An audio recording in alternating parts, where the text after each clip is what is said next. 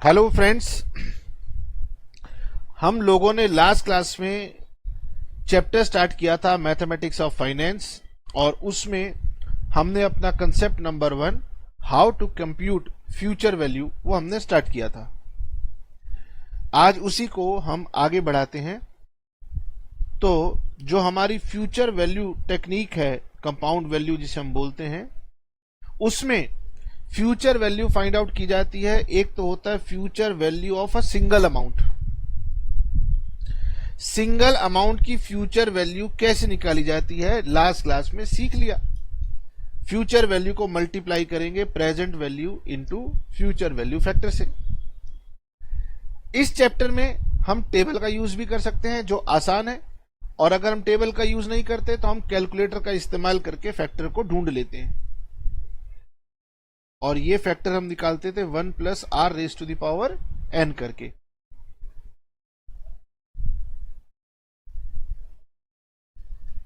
Now अब sir ये तो हम सीख चुके हैं, अब आप हमें नया क्या सिखाने वाले हो?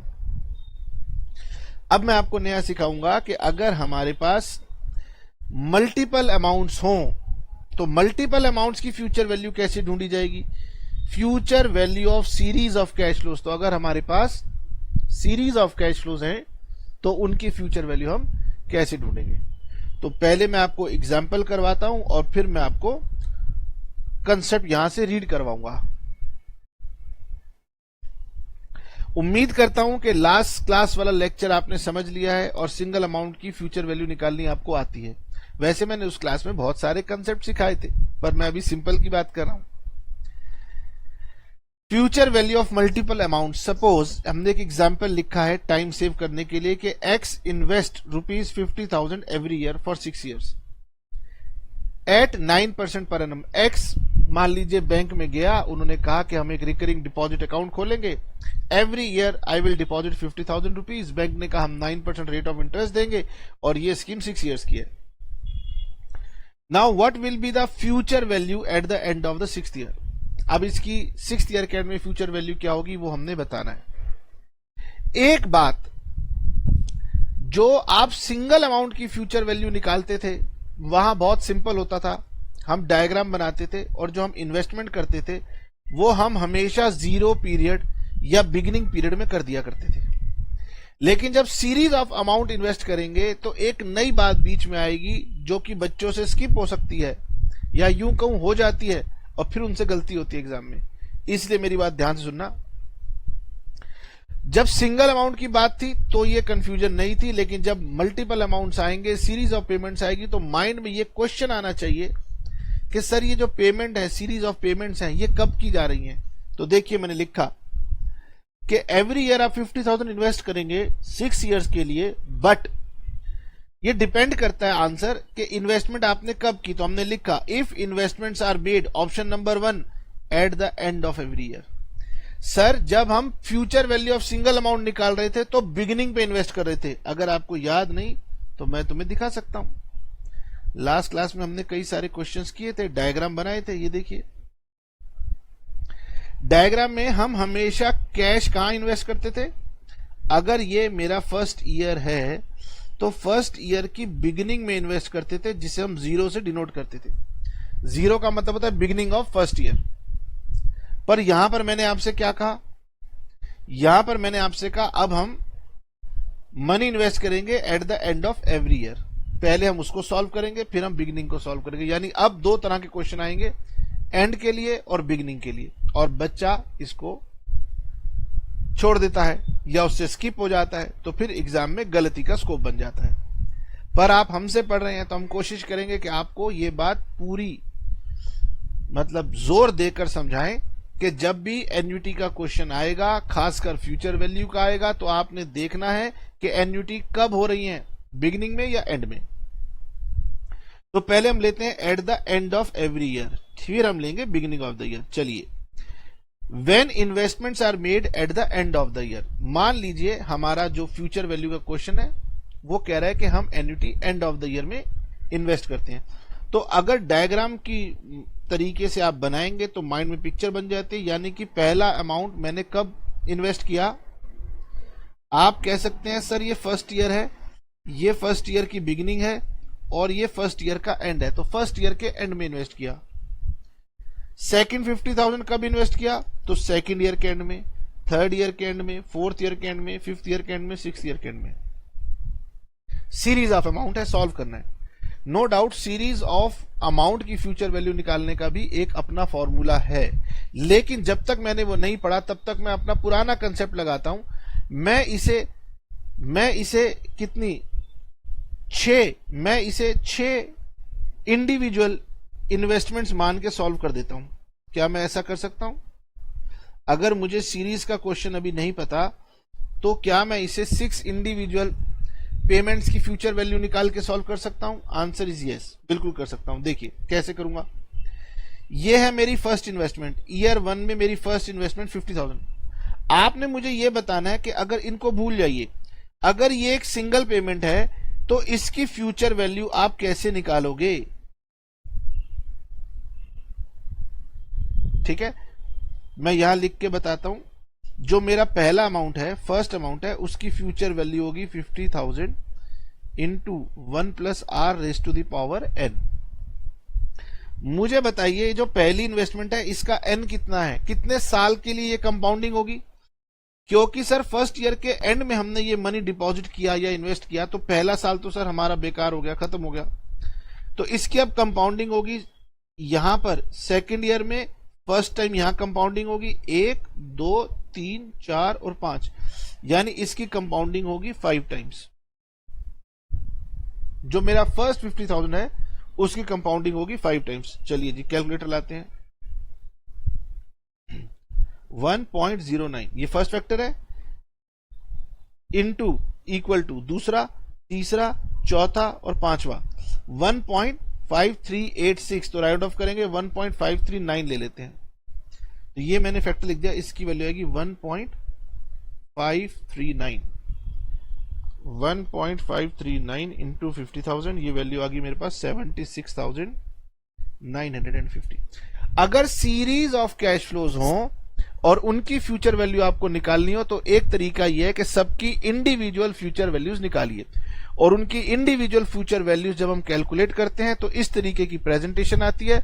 और क्योंकि ये एक टेबल है तो हम इसे नाम देते हैं टेबल प्रेजेंटेशन या टेबुलर प्रेजेंटेशन। ये हमारी प्रेजेंटेशन क्या है? टेबल की फॉर्म में है। अच्छा जी सर दूसरा बताइए, पहला तो हो गया, अब मुझे दूसरा वाला बताइए।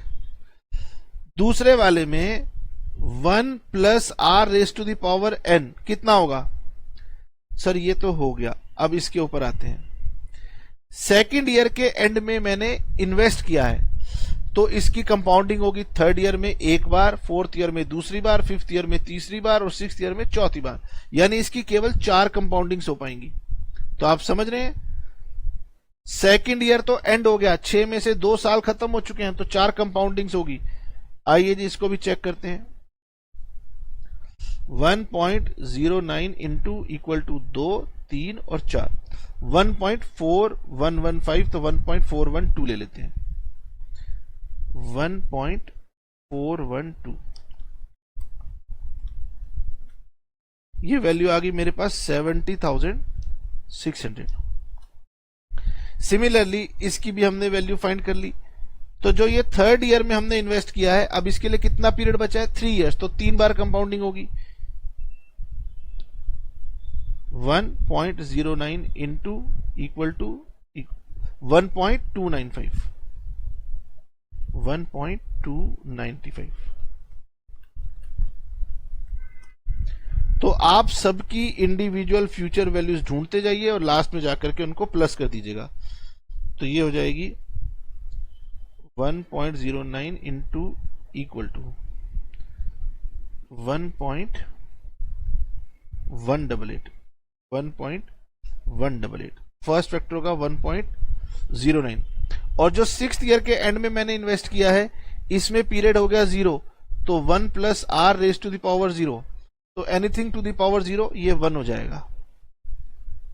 ठीक है,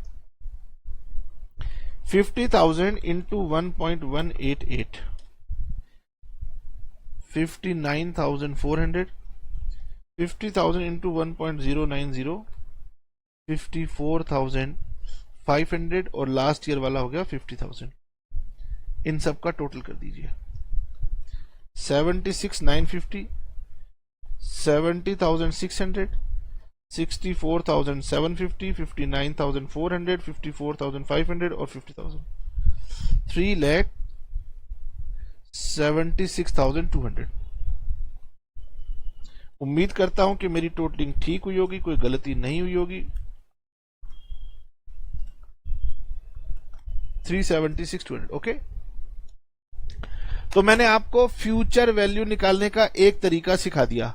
बातों बातों में एक तरीका मैंने आपको सिखा दिया। कौन सा तरीका सिखा दिया? टेबल मेथड सिखा दिया। टेबल मेथड क्या कहता है? टेबल मेथड कहता है जितनी भी फिगर हैं सबका इंडिविजुअली फ्यूचर वैल्यू निकालो और बाद में जाके उनको प्लस कर दो। अब ये टेबल मेथड का यूज करना मजबूरी हो जाती है जब हमारे अनइक्वल अमाउंट हो। जब हमारे इक्वल अमाउंट हो तो हम टेबल मेथड को यूज कर सकते हैं, लेकिन करते नहीं है क्योंकि हम वहां पर मैथमेटिक्स लगा लेते हैं, शॉर्टकट फॉर्मूले लगा सकते हैं। तो अनइक्वल अमाउंट का क्वेश्चन जब भी आएगा तो आपने इस तरीके से इंडिविजुअली उनकी फ्यूचर वैल्यूज निकालनी है।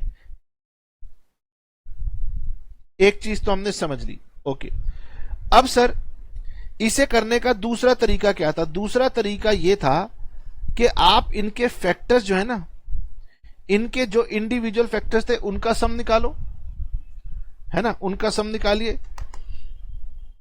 चेक करते हैं जी। पहला फैक्टर था 1.539 प्लस 1.412 प्लस 1.295 प्लस 1.188 प्लस 1.09 और प्लस 1, 7.524। तो ये हो गया 7.524। तो आप क्या करें, इसको मल्टीप्लाई कर दें 7.524 से। दूसरा तरीका यह है कि अगर अमाउंट कॉमन है, अगर ये अमाउंट कॉमन है तो हम इसे बुलाते हैं एन्युटी। तो आपने क्या करना है, एन्युटी अमाउंट को मल्टीप्लाई करना है इन सब के सम से। जब इसका सम निकाला जाता है, फ्यूचर वैल्यू फैक्टर्स का जब सम निकाला जाता है तो उसको बोला जाता है फ्यूचर वैल्यू एन्युटी फैक्टर। तो हमने फ्यूचर वैल्यू एन्युटी फैक्टर से मल्टीप्लाई करना है, तो यहां पर करेंगे इनटू 50,000, ये आएगा 376,200।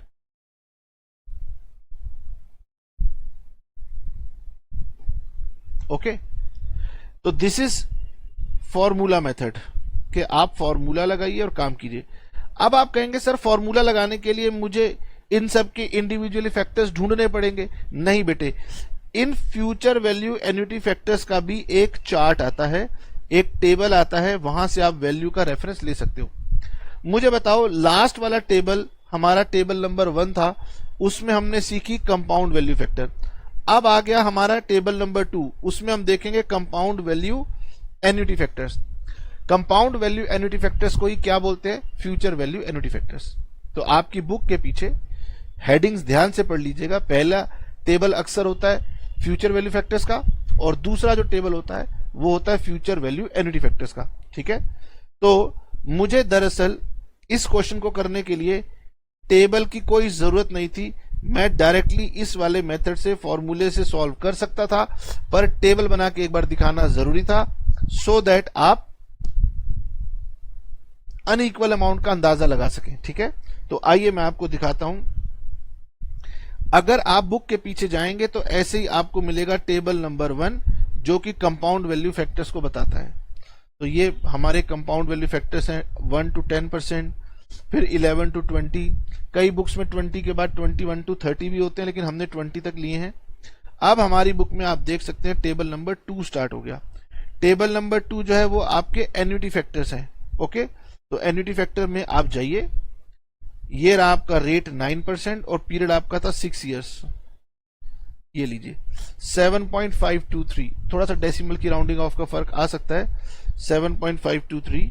तो आप डायरेक्टली ये वाली वैल्यू यहां पे डाल करके आंसर निकाल सकते थे, टेबल की आपको जरूरत नहीं है। आइए सर, आपने सिखाया कि अगर सीरीज ऑफ अमाउंट हो तो फ्यूचर वैल्यू निकालने का मेथड बहुत ही सिंपल है। एन्युटी के अमाउंट को अब की बार फ्यूचर वैल्यू एन्युटी फैक्टर से मल्टीप्लाई करना। मैं आपको याद दिला देता हूं, जब सिंगल अमाउंट था जब सिंगल अमाउंट होता था तो हम अमाउंट को मल्टीप्लाई करते थे फ्यूचर वैल्यू फैक्टर से, और जब एन्युटी होती है तो हम मल्टीप्लाई करते हैं फ्यूचर वैल्यू एन्युटी फैक्टर से। सर इसकी टेबल से तो हमने देख के सॉल्व कर लिया, लेकिन ये बताइए कि अगर हमारे पास टेबल ना हो, कैलकुलेटर से हमें करना हो, तो हम कैसे करें? वैसे मुझे पता है आप टेबल से ही करोगे, लेकिन फिर भी पूछोगे ना सर, हाँ कैलकुलेटर से बताइए। तो how to calculate future value annuity factor with the help of calculator? आसान सा तरीका है। फ्यूचर वैल्यू एन्युटी फैक्टर निकालना है तो आपको लिखना है 1 plus r raise to the power n minus 1 divided by r. Sir ये क्या फॉर्मूला, हम तो भूल जाएंगे। कुछ नहीं, बहुत सिंपल है। 1 plus r raise to the power n, क्या तुम्हें याद है, इसको हम बोलते थे फ्यूचर वैल्यू फैक्टर। यानी आपको पहले फ्यूचर वैल्यू फैक्टर ढूंढना है। हाँ सर वो हमें निकालना आता है। माइनस करना है 1, डिवाइड करना है आर से। तो बताइए मेरा रेट क्या है? 1.09। एन कितना है? 6। निकालें 1.09 पहला फैक्टर इनटू इक्वल टू दूसरा फैक्टर, तीसरा, चौथा, पांचवा, छठा। ओ 1.677।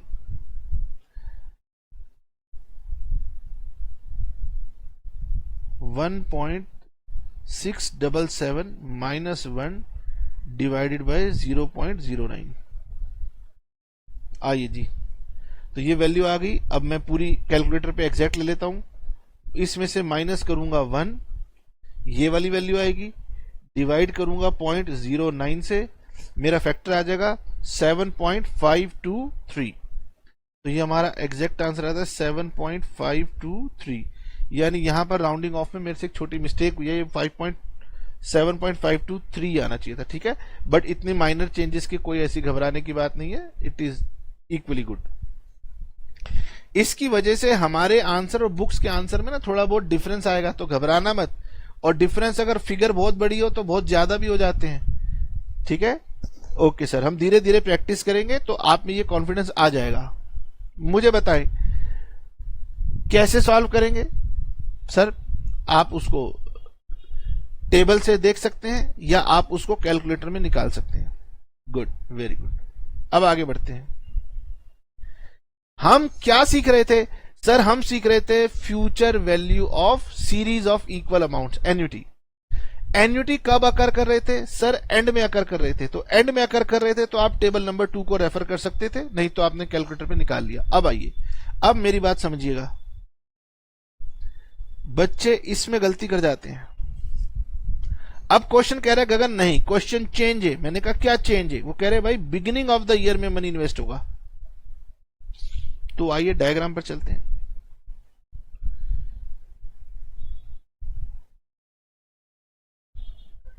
अब मेरा ऑप्शन आ गया कि अगर हम बिगिनिंग ऑफ द ईयर में इन्वेस्ट कर रहे हैं तो क्या होगा। तो देखिए, तो मेरे अमाउंट अब यहां पर इन्वेस्ट होंगे। अब मुझे बताइए ये जो पहला वाला अमाउंट है ये कितने ईयर के लिए इन्वेस्ट हुआ? 6 ईयर के लिए। यानी इसकी कितनी कंपाउंडिंग होगी? 6 कंपाउंडिंग होगी। इसकी कितनी होंगी? 5। इसकी कितनी होंगी? 4। ये 4th ईयर के बिगिनिंग में है तो 4, 5, 6। इसकी होंगी 3, इसकी होंगी 2, और सर एक और आना चाहिए था 6th ईयर का। इसकी कंपाउंडिंग होगी 1। तो जानते हो अगर एंड में था और अगर बिगिनिंग में है तो क्या फर्क हो गया? बिगिनिंग में अगर कैश अकर कर रहा है तो सभी की कंपाउंडिंग एक बार ज्यादा हो पा रही है। अगर मैं अमाउंट फर्स्ट ईयर के एंड में इन्वेस्ट करता तो मेरी एक कंपाउंडिंग फर्स्ट वाले की कम हो जाती, सेकंड वाले की भी एक कम हो जाती, तो हर एक की एक एक कम हो जाती। और मैंने बिगिनिंग में किया इसलिए हर एक किसी की एक एक बढ़ गई है। ठीक है, आपने ये बात नोटिस की या नहीं की?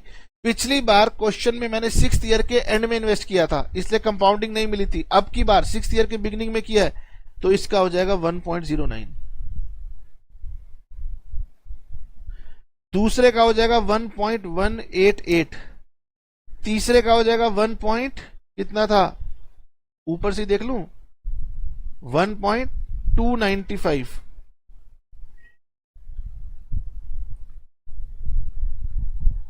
सर कैलकुलेटर ही चला लो, ऊपर से क्या देखोगे। आइए जी कैलकुलेटर चला लेते हैं। 1.09, हमें यह भी पता लग जाएगा कौन से फैक्टर की राउंडिंग में हमने गलती कर दी थी। तो पहला फैक्टर, दूसरा फैक्टर, तीसरा फैक्टर, चौथा फैक्टर 1.412, 1.412, 1.538 तो 1.539 और इज इक्वल टू 1.677, 1.677। आइए जी अमाउंट निकालते हैं। 50,000 इंटू 1.09 तो ये हमें पता है 54,500 आएगा। 50,000 इंटू 1.188 59,400 आएगा। करते जाइए करते जाइए सर, हम तो सिर्फ देख रहे हैं कि आप क्या करते हो। 64,750, 50,000 इंटू 1.412 70,600। अगर मुझे देखोगे और मुझसे गलती हो गई तो फिर तो सर हम गलत कोई कॉपी कर लेंगे। 76,950, 50,000 इंटू 1.677 83,850। और अब ये जो वैल्यू आएगी ये पहले से ज्यादा आएगी क्योंकि इसमें कंपाउंडिंग हर एक फिगर की एक बार ज्यादा हुई है। 83,850, 76,950, 70,600, 64,750, 59,400, 54,500, 4,10,050। ये तो हुआ कि सर अगर हम टेबल बना के करें। अगर हम टेबल बना के ना करें तो मुझे एन्युटी फैक्टर का टोटल चाहिए। एन्युटी फैक्टर सामने लिखे मैं, इसका टोटल निकाल लो। 1.677 प्लस 1.539 प्लस 1.412 1 प्लस 295 1.188 और 1.09 8.201 8.201।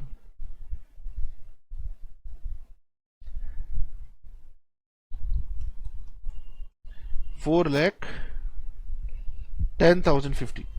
सर ये तो आपने यहां से उठा लिया टेबल से, अगर सॉरी ये जो हमने सॉल्व किया हुआ था वहां से बना लिया। अगर यहां से ना होता तो भाई इसका टेबल चाहिए, और जानते हो बुक्स में इसका टेबल नहीं मिलेगा आपको। बुक में इसका टेबल नहीं मिलेगा। सर क्यों नहीं मिलेगा? ये देखो मैंने आपको बुक में जो टेबल दिया हुआ है वहां जाके चेक कर लो। ये 9% 6th ईयर के लिए, ये तो सर 7.523 है, जबकि यहां पर वैल्यू 8.201 है। तो ये वैल्यू सेम नहीं है, यानी ये आपको टेबल से नहीं मिलेगी। अब स्टूडेंट जाएगा उसी टेबल की फिगर उठाएगा और लिख देगा। तो आपको मैंने बताना है कि एक्चुअली में वो जो टेबल आपको दिया हुआ होता है, अभी उसके बारे में बताऊंगा, वो टेबल दिया होता है एंड वाली एन्युटीज के लिए।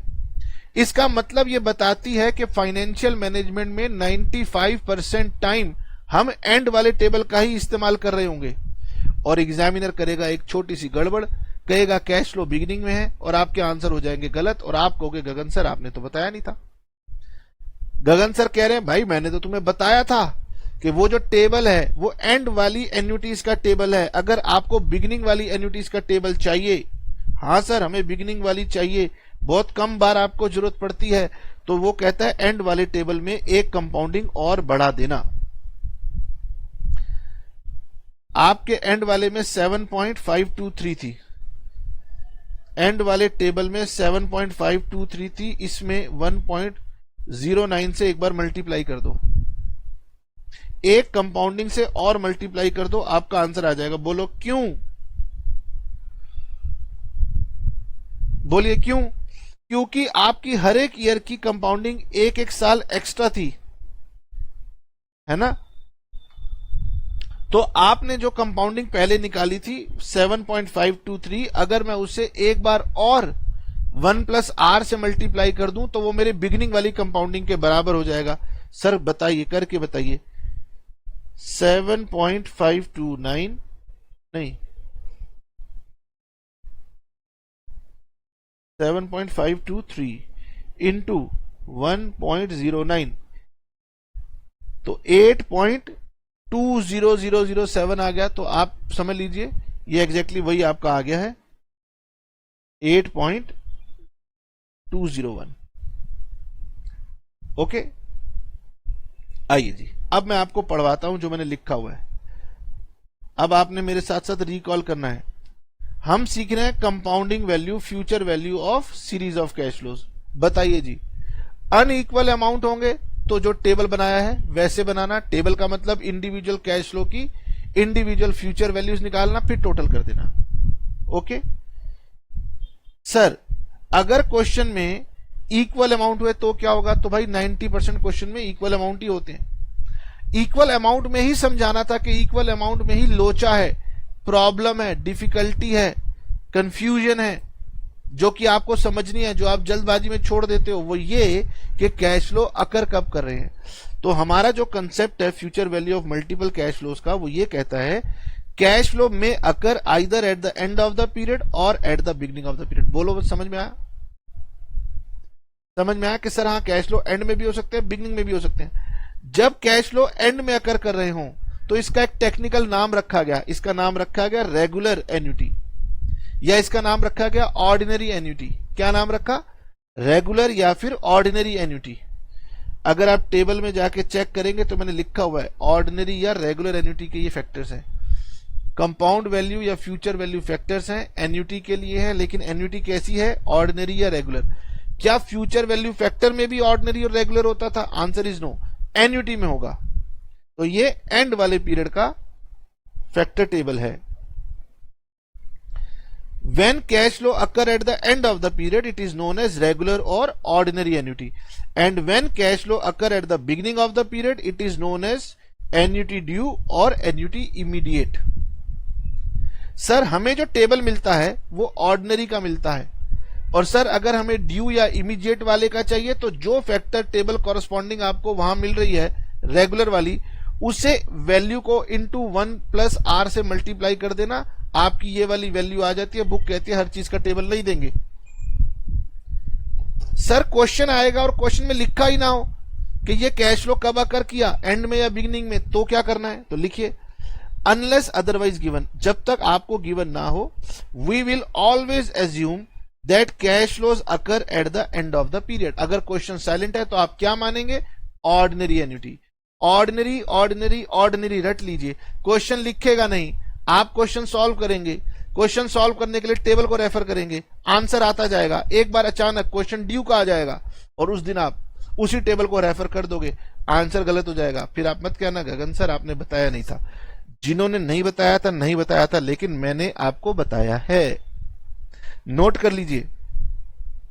आप केवल वीडियो को सुनते हैं इसलिए भूल जाते हैं। आपको बार बार कहता हूं नोट बनाइए। आप कहते हो नहीं सर नोट को पीडीएफ फॉर्म में दे दो। खैर वो आपकी मर्जी है, कई बच्चे वाकई बहुत सीरियस होते हैं। यानी सर हमने ये सीखा, रिकॉल कर रहा हूं कि future value of unequal amount है और future value of equal amount है। अनइक्वल में तो हमेशा टेबल से सॉल्व होगा। इक्वल के अंदर देखना पड़ेगा बिगिनिंग है या एंड है। Most of the time and होगा। एंड वाले को रेगुलर एन्युटी बोलते हैं, बिगिनिंग वाले को एन्युटी ड्यू बोलते हैं। ठीक है, इसे हम टेबल बना के सॉल्व कर सकते हैं, मैंने अभी दिखाया। लेकिन तरीका क्या रहता है, आप इसे फॉर्मूले की हेल्प से कीजिए। नाउ अगर आपकी एन्युटी ऑर्डिनरी एन्युटी है तो आपका फैक्टर होगा फ्यूचर वैल्यू फैक्टर -1/r। ये वाला फॉर्मूला यूज होगा। ओके, नाउ अगर आपकी एन्युटी जो है वो एन्युटी आपकी कौन सी है? एन्युटी ड्यू है या एन्युटी इमीडिएट है, तो आपने क्या करना है, इस फैक्टर को मल्टीप्लाई कर देना है 1+r से। ये देखिए, अगर आपकी एन्युटी ड्यू है तो आपने अपने फ्यूचर वैल्यू एन्युटी फैक्टर जो रेगुलर से मिलते हैं उसको मल्टीप्लाई कर देना है 1+r से। बोलिए समझ में आया? आइए मैं आपको कुछ क्वेश्चंस करके दिखाता हूं। सर बहुत देर से बहुत कुछ सीख रहे हैं, आप थोड़ा सा रिकॉल करते हैं ताकि ईज आउट हो पाए कंसेप्ट। तो ये हमने लास्ट क्लास में सीख लिया था। अब हम चलते हैं फ्यूचर वैल्यू ऑफ एन्युटी। अब रिलैक्स होके मेरे साथ बनाइए। अब आप सीख चुके हैं। 15 annual payments of 5,000 are made into a deposit account that pays 14% interest per year.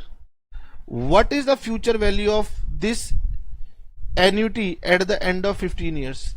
यहां पर आएगा एन्यूटी। उम्मीद करता हूं जब मैं आपको ये पीडीएफ दूंगा तो ये मैं करेक्शन कर दूंगा। सर मैंने कहा बोलो बोलो सर, क्वेश्चन के अंदर ये तो लिखा ही नहीं कि ये कौन सी एन्यूटी है, तो अब आप बताओ ये कौन सी है? सर ये तो रेगुलर एन्यूटी है। अब बताओ रेगुलर एन्यूटी का आंसर कैसे निकालते हैं?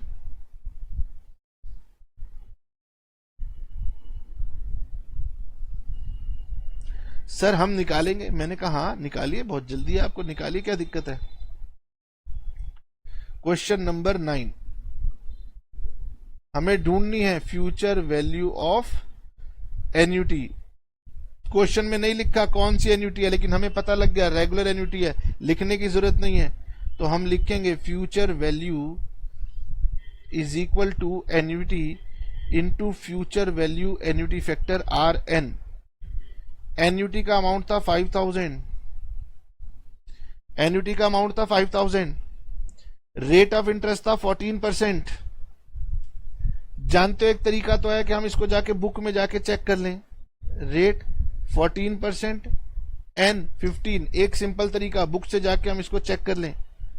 तो सर ये सर बुक से भी पहले चेक कर लेते हैं।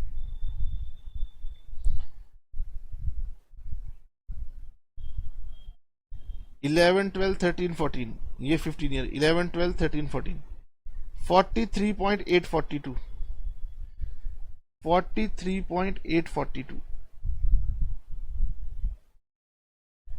43.842 मल्टीप्लाइड बाय 5000, 2,19,210 2,19,210। लेकिन सर हमारे अंदर एक ना क्या कहते हैं, चुल है, जोश है, हम कैलकुलेटर से निकालेंगे। मैंने कहा अच्छा निकालिए, कोई दिक्कत नहीं। अब आपने क्या करना है, अब आपने annuity into future value factor RN ढूंढना है, -1 डिवाइडेड बाय R ये ढूंढना है। तो सर 5000 इंटू, या सर इतना ज्यादा क्यों करेंगे, जैसे पहले करते थे वैसे ही कर लेते ना। Future value annuity factor RN is equal to future value factor RN -1 divided by R। तो कभी मैं ये वाला फॉर्मूला लिख दूंगा, कभी मैं 1 + R raise to the power N वाला फॉर्मूला लिख दूंगा, ताकि आप कंफर्टेबल हो जाएं। ओके, तो सर आइए 1.14 ये पहला फैक्टर है, इनटू इक्वल टू दूसरा, तीसरा, चौथा, पांचवा, छठा, सातवां, आठवां, नौवां, 10वां, 11 12 13 14 ये आ गई। ओके, ये 14 15 हो गई, मैं खुद कंफ्यूज हो गया, सर 14 है 15 है, 15 ही था। -1 डिवाइडेड बाय 0.14 37.581, नहीं सर गलती की थी आपने, 1.14 इंटू इक्वल टू, ये दूसरा फैक्टर है, दूसरा है ना। तो 3 4 5 6 7 8 9 10 11 12 13 14 15 ईयर का फैक्टर आ गया। Okay, -1 divided bye 0.14। अब ठीक है,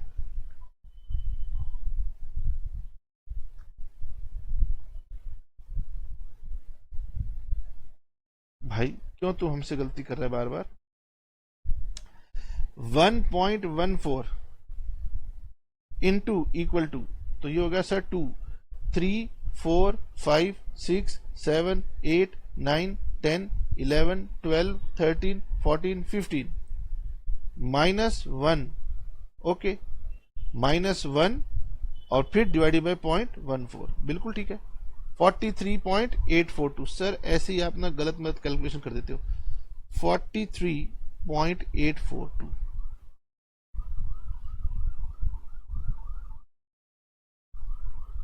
सर अगर हम अपनी नॉलेज दिखाने के लिए यहां लिख दें एन्यूटी रेगुलर, ताकि हमें याद रहे, तो क्या कोई दिक्कत है? कोई दिक्कत नहीं है। सर अगला क्वेश्चन हम करेंगे, मैंने कहा ट्राई कीजिए, कोई दिक्कत की बात नहीं है, कॉन्फिडेंस ही तो बढ़ेगा। A finance company advertises that it will pay a sum of 44,650 at the end of 5 years. 5 सालों के बाद ये अमाउंट मिलेगा। तो बताओ ये कौन सी वैल्यू है? फ्यूचर वैल्यू है। To investor who deposit annually 6,000 for 5 years, अगर आप 6,000 डिपॉजिट करते हो 5 years के लिए तो आपको इतना अमाउंट मिलेगा. What is the interest rate implicit in this offer. वो कहते हैं भाई रेट बता दो. तो इसमें क्या दिक्कत है, मैंने आपको लास्ट क्लास में बताया था कि अगर इसको आप यूज करेंगे तो आप रेट भी निकाल सकते हैं. कुछ बच्चे कह रहे सर हमने तो शुरू कर दिया. मैंने कहा कोई बात नहीं, मैं डिजिटल इक्विपमेंट्स पर धीरे धीरे कर पाता हूं. आप किसी भी डिजिटल क्लास को देख लेना, जो जूम पर पढ़ा रहे होंगे या कहीं भी पढ़ा रहे होंगे, वो डिजिटल इक्विपमेंट यूज करना बहुत दिक्कत होता है. ठीक है, इसलिए हम थोड़ा स्लो हो जाते हैं.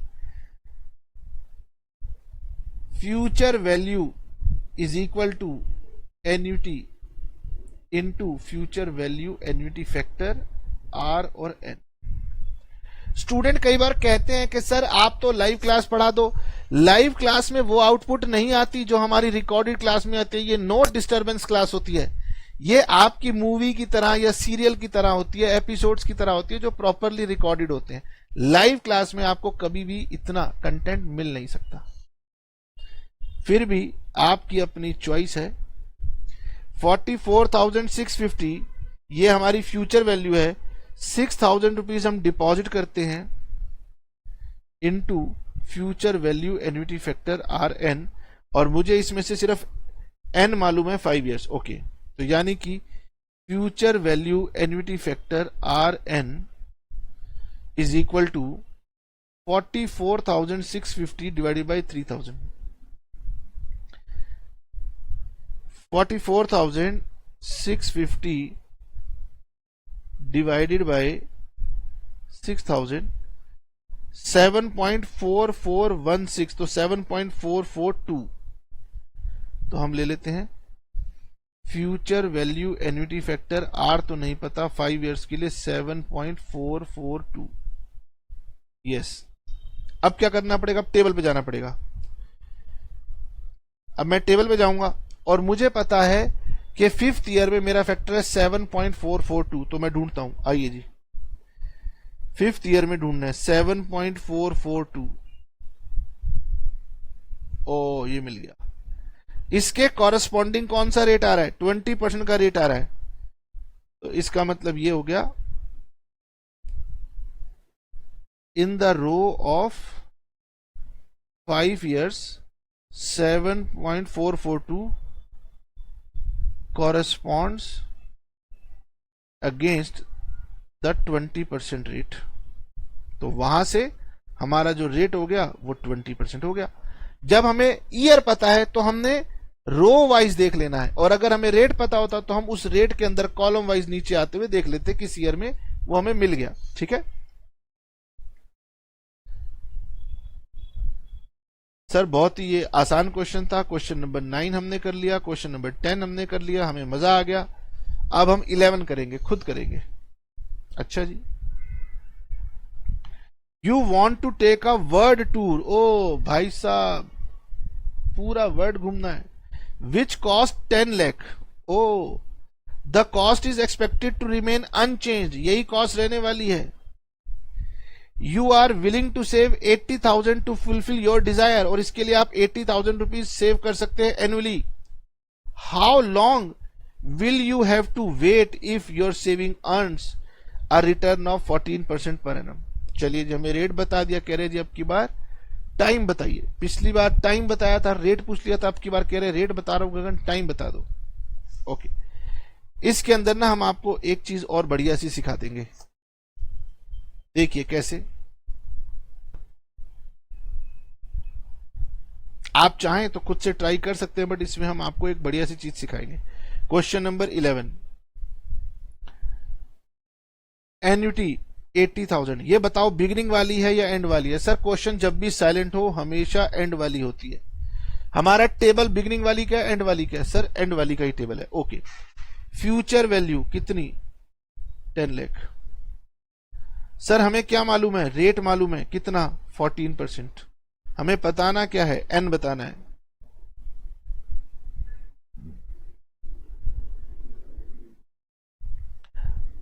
फ्यूचर वैल्यू जब आप प्रैक्टिस करते हैं तो इसी तरीके से प्रॉपर किया कीजिए. जब मैं आपको करवा रहा हूं तो प्रॉपर करवा रहा हूं, आप भी प्रॉपर तरीके से ही कीजिए.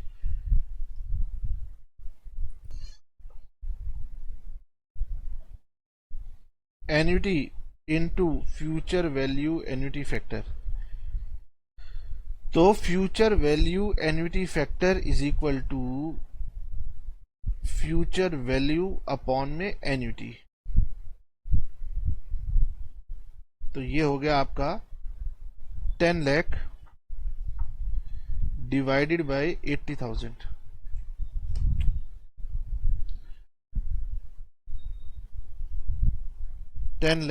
Divided by 80,000 12.5। तो ये आ गया value 12.5। Now future value annuity factor 14%, n मुझे पता नहीं है, इज इक्वल टू 12.5। इसका मतलब मैं 14% में देखूंगा, जहां पर मुझे 12.5 मिलेगा उसके कॉरस्पॉन्डिंग जो एन है, ये मेरा आंसर है। मुझे ढूंढना है 12.5। अब यहीं पर सभी बच्चे मेरे साथ समझेंगे, यहां पर अगर मुझे एग्जैक्ट 12.5 नहीं मिला तो मैं समझाऊंगा हम क्या मैथमेटिक्स करेंगे। ये है हमारा 14%, मुझे चाहिए 12.5। ओ ये देखो मुझे मिला है 10.73 और 13.233, यानी 12.5 से बहुत देखा जाए तो एग्जैक्ट 12.5 मुझे नहीं मिला, तो यानी कि 12.5 इन दोनों के बीच में कहीं पर है। क्या इतना समझ में आ रहा है कि 10 से ज्यादा है लेकिन 13 से कम है। अब मैं नोट करता हूं कि मुझे 7th ईयर में मुझे मिला है 10.73,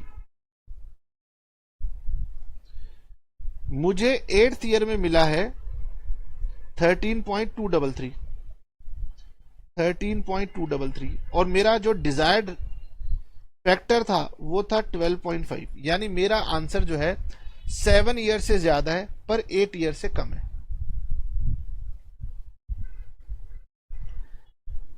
अब देखिए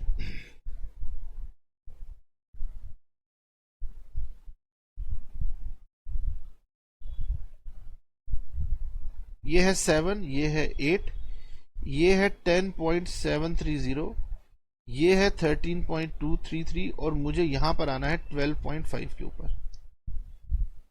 ओके, तो मुझे ये बताओ यहां से लेकर यहां तक कितना रह गया। तो 12.5 माइनस 10.730, 12.5 माइनस 10.730, 1.77, यानी कि मुझे 1.77 और ऐड करना है। ठीक है, ये देखो 10.730 में अगर मैं 1.77 और ऐड कर दूं तो मेरा आंसर आ जाएगा। लेकिन मेरे पास जो फिगर है वो ये कहती है कि पूरे एक साल में हम कितना फैक्टर इंक्रीज कर देंगे। तो ये हो जाएगा, where is my calculator,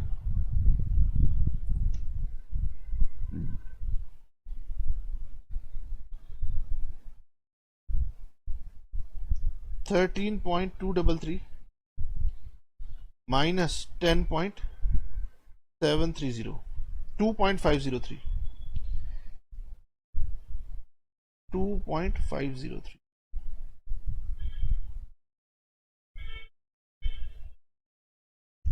okay, आप इसे मैथमेटिकली समझिए।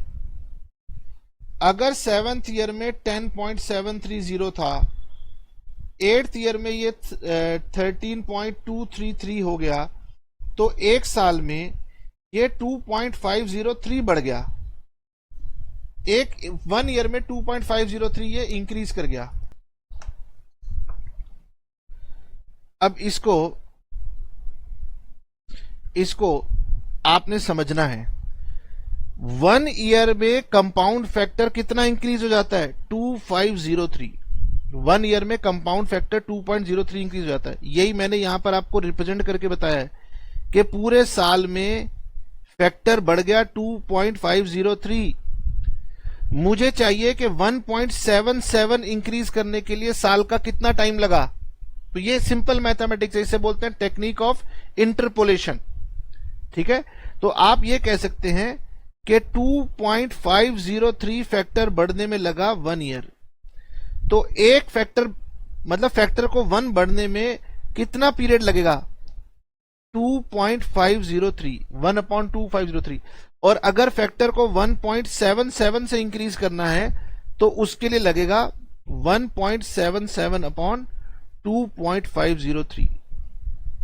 ये सिंपल लॉजिकल मैथमेटिक्स है। जिन बच्चों को ये समझ में आता है, एक बार प्रैक्टिस करेंगे, 2 बार प्रैक्टिस करेंगे, माइंड में सेट हो जाएगा।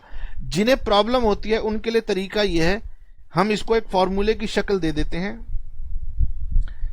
7 year plus desired factor minus 7 year factor divided by higher year factor minus lower year factor.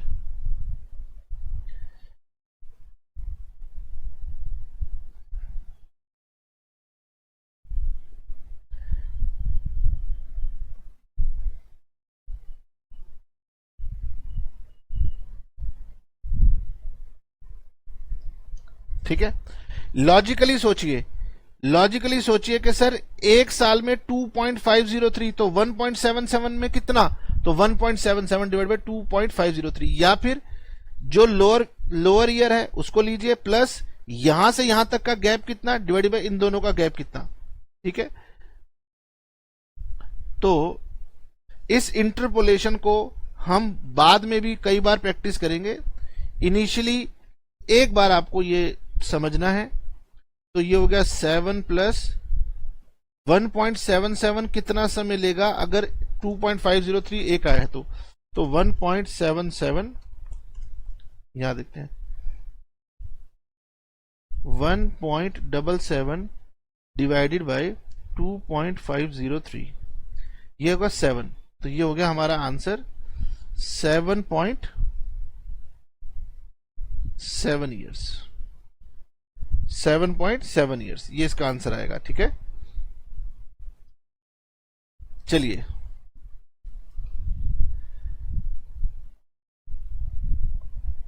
अगला क्वेश्चन है, how much amount is required to be invested every year to accumulate 3 lakh at the end of 10 years if interest is compounded at the rate of 10%। तो ये मैं आपके लिए homework देता हूं, इसमें कोई दिक्कत नहीं है। अब एक कंसेप्ट आता है सिंकिंग फंड। तो सिंकिंग फंड सुन करके कई बार बच्चे कंफ्यूज हो जाते हैं। तो सिंकिंग फंड भी कोई नया कंसेप्ट नहीं है, सिंपल है। आपने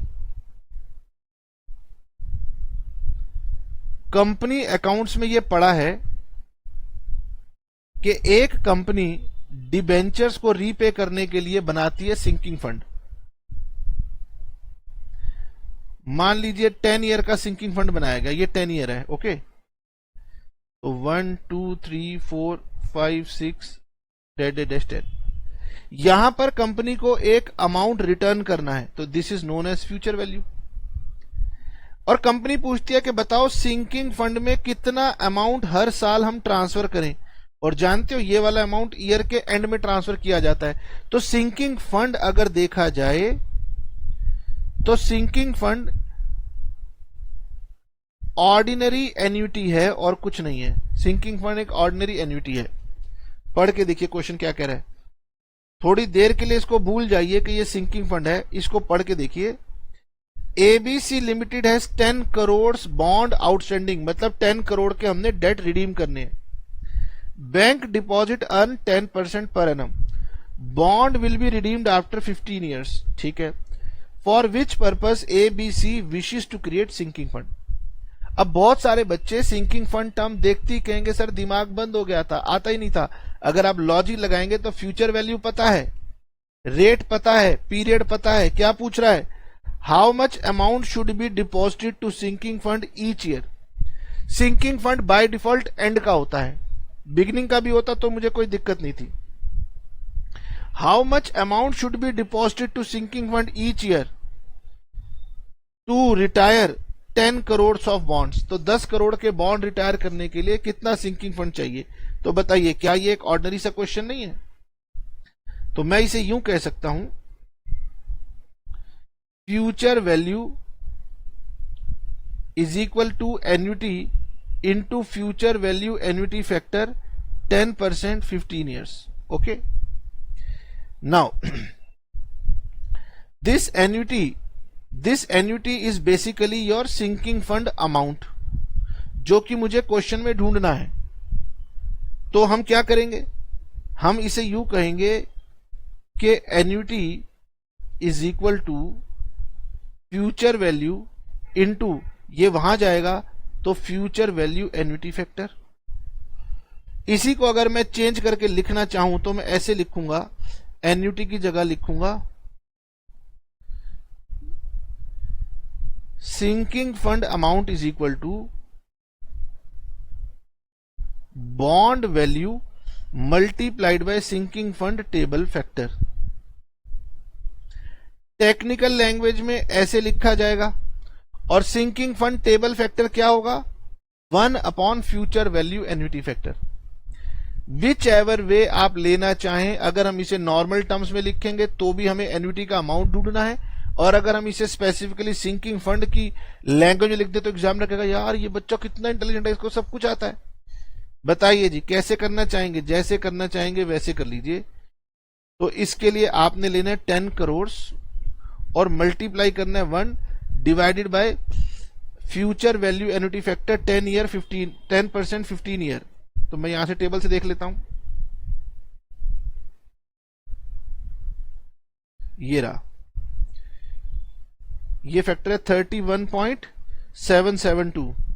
तो यहां लिखूंगा 1 डिवाइडेड बाय 1 डिवाइडेड बाय 31.772। ठीक है, ये वाली वैल्यू होगी, और इसको मल्टीप्लाई कर दीजिए 10 करोड़ से। तो पहले लेते हैं 1 लाख, 10 लाख, 100 लाख, 1 करोड़ हो गया, ये 10 करोड़ हो गया।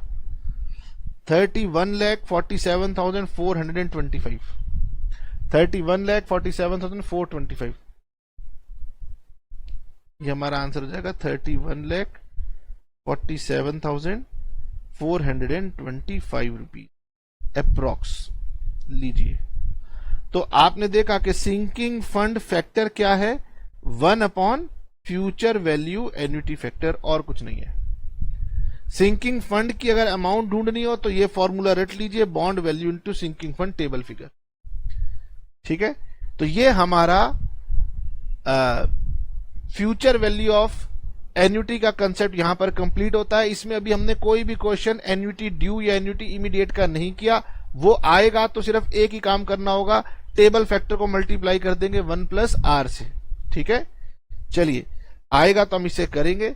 अभी के लिए यहीं पे रुकते हैं, नेक्स्ट क्लास में हम प्रेजेंट वैल्यू कंसेप्ट पर आ जाएंगे। अब ये चैप्टर हमारा कंप्लीशन की ओर चलना शुरू होगा, फिर हम बुक के क्वेश्चन प्रैक्टिस करेंगे और आप बन जाएंगे चैंपियन। मिलते हैं नेक्स्ट क्लास में, tata bye bye see you. मैं गगन कपूर, और नोट्स आपको चाहिए होंगे तो वो मिलेंगे हमारी वेबसाइट के ऊपर।